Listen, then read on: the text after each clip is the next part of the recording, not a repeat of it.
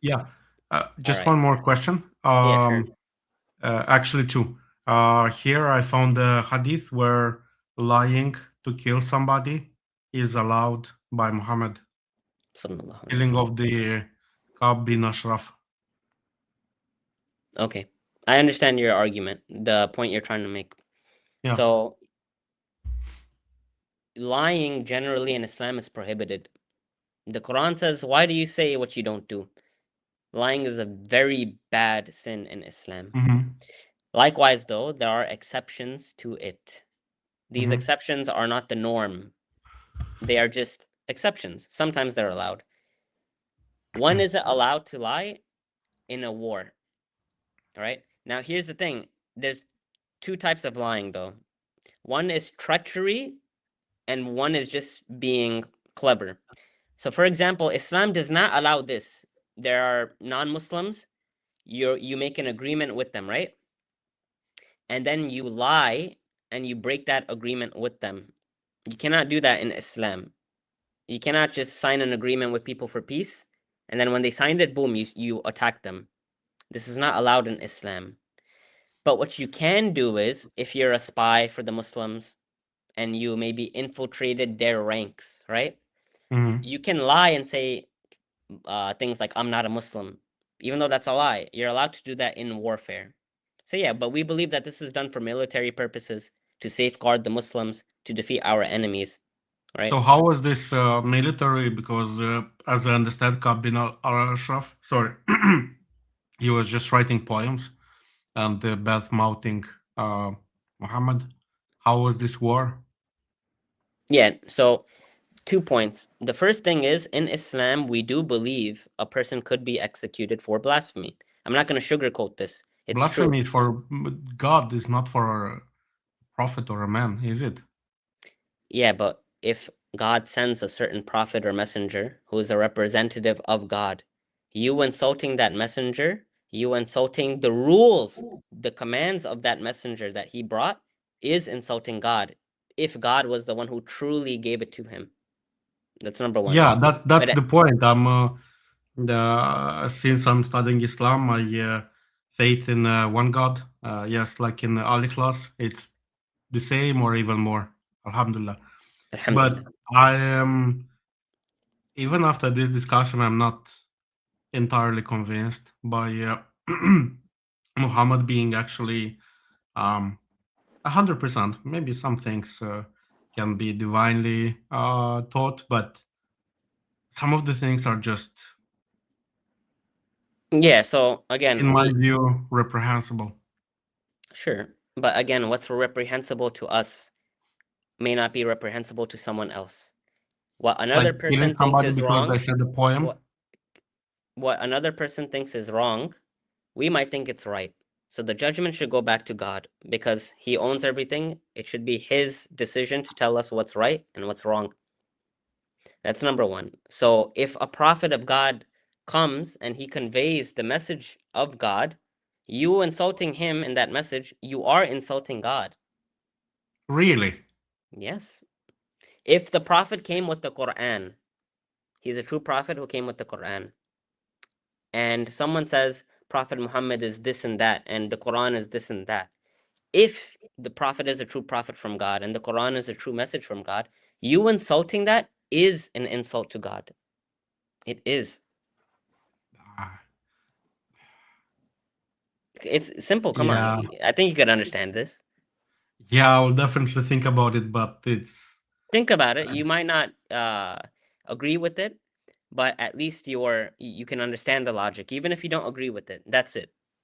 But look, this is so very different than the behavior of Prophet Isa, at least what we get from the book, from the from the Bible. Like he was so much forgiving people, even though they insulted him and so on. He would just be full of love. While Muhammad killed a lot of people, a lot, way too many, Yeah. So what too I much would say, destruction. when I would say in response to that is, number one, Christians who believe, let's say they believe Jesus is God, right? Many Christians believe that. I'm not That's saying, nonsense. Let's not. Yeah, no, Put but it's this simply. relevant. I'm not saying you Okay. believe that. Many Christians will say that Jesus is God. Now we both disagree that's just wrong, right? Mhm.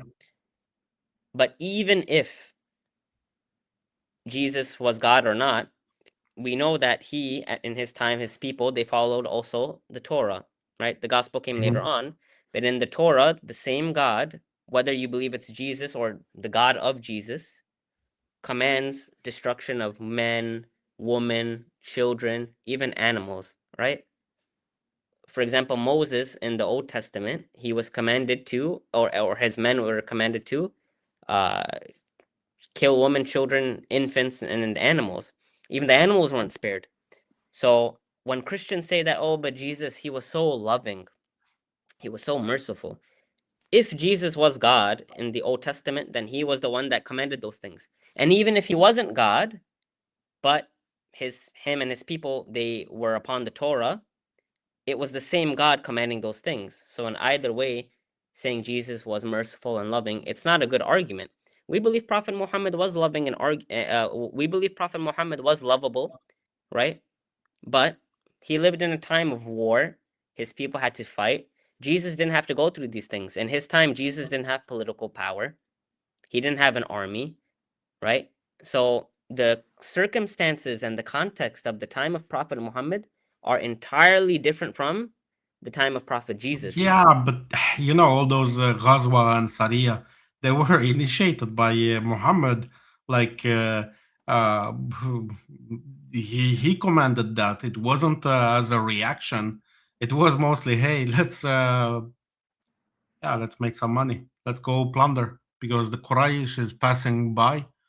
Let's take initiative. It was active action with some exceptions. Of course, the Battle of the Trench when the Quraysh came to them and so on as a revenge. But a lot of the actions that he did, reactive and active, that's quite a big difference. And a lot of the actions of Muhammad, they were active. They were not reactive.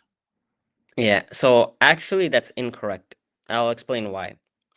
There's two types of jihad in Islam.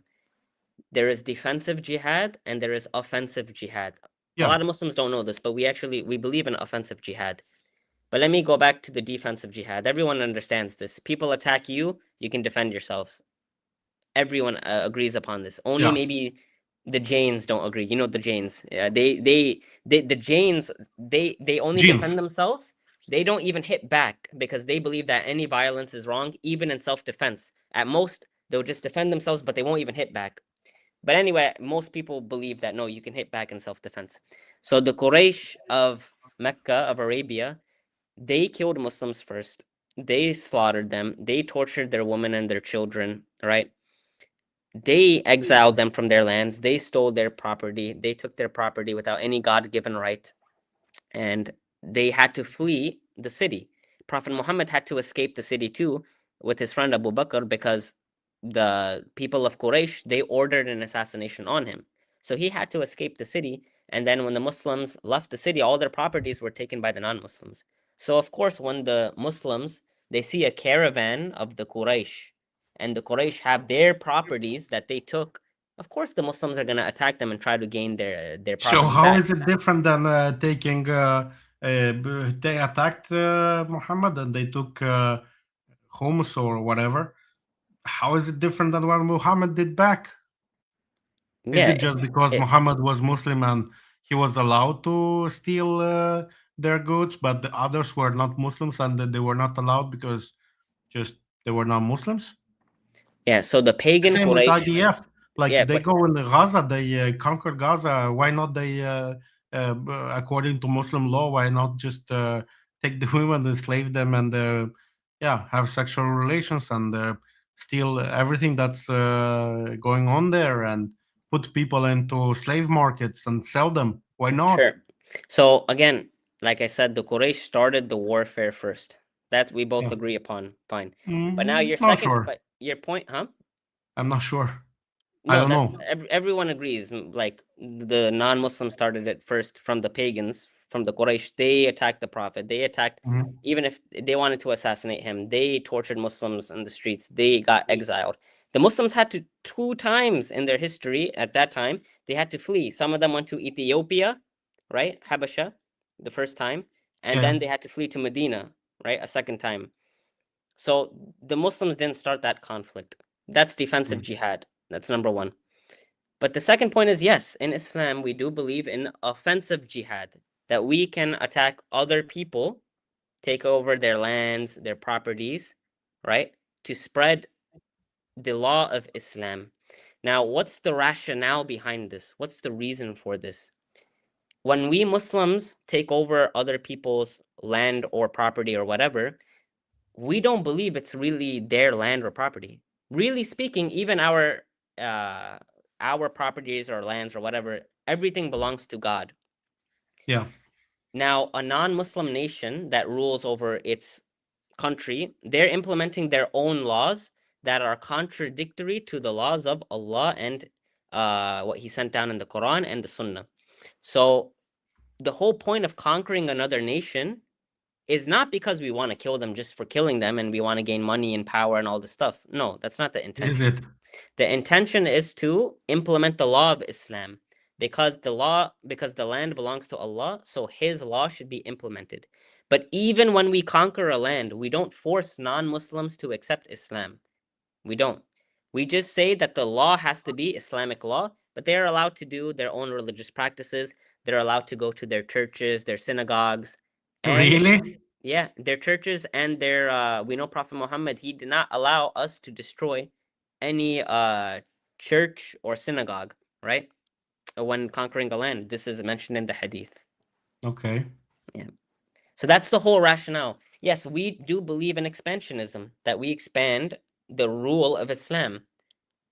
But we're not doing it for ourselves. We're doing it for the cause of God, because For we want Homs. Islam to reach as many But that's people as we can. contradictory. I mean, people are being told by Muhammad, hey, if you fight for Allah, you're gonna get 72 pussy, and if you don't, if you don't get killed, you're gonna get hummus and a lot of plenty of goods. You're gonna get women as right hand possessors, right? You're gonna get a lot of wealth if you survive. Otherwise, you're gonna be well off anyways. I mean, that's definitely looks to me 100% like materialistic motivation. That's not to spread Islam only. Yes, maybe that too, but it's very much materialistic, and that Yeah, but again, gaining material wealth, that's not the main intention, even if you get it. By the way, the hadith yeah. about, getting 72 virgins in paradise, many scholars say that hadith is weak. Many scholars say that, right? But even for argument's sake, even if it was authentic, right? We believe as Muslims having many wives, gaining money, gaining power, there's nothing wrong with that as long as it doesn't cloud your judgment. The whole point of conquering a nation, conquering a land, is for Allah's sake. If Prophet Muhammad was a liar, if he was doing it for money, he was doing this for power, the Quraysh a long time ago, they told Muhammad alayhi salatu wasalam, if you stop preaching, if you stop, we will make you a king. We will give you whatever woman you want. We will give you all the money that you want. Right? He could have easily had that. You know what Prophet Muhammad told his uncle to tell them? He said, if they give me the sun in my right hand and they gave me the moon in my left hand, I still wouldn't accept it from them. So clearly, Prophet Muhammad, the motive was not money. The motive was not power. The motive was not fame. The motive was not woman. Because the Quraysh offered that before they had a war. That, hey, we could give you all this stuff, just stop preaching. So clearly that wasn't the motive. Yes, if Muslims conquer a land, obviously women are going to be taken captives because they have no more men to take care of them. Obviously, their wealth is going to be taken over by the Muslims because they got conquered. Obviously, the Muslims are going to gain power because they conquered a land. Obviously. But that's not the intention and motivation. And the clear evidence for that is Prophet Muhammad had a choice. He could have easily taken all of that before, but he didn't.